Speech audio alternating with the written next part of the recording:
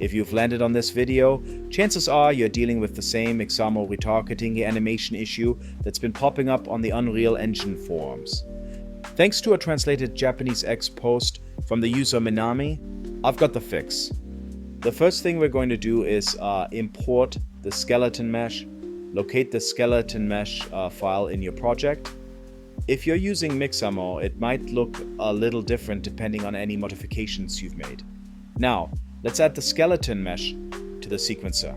Go to Add, then Add Actor to Sequencer, and select Skeleton Mesh. Next, we need to add the Mixamo animation. Find the animation file you want to retarget, import that animation into your project. Check to make sure the animation plays correctly in the sequencer. This helps ensure everything's working so far. Once the animation is added, we need to create a linked animation sequence.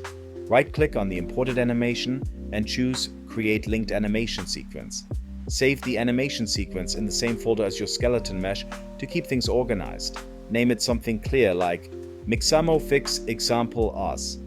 Export the animation sequence. Now let's retarget the animation to the correct skeleton. Right-click the animation sequence you just created and click Retarget Animation. Assign the proper mesh. In my case, it's the default Fortnite one. Save the retargeted animation. I always add the RT underscore as the prefix.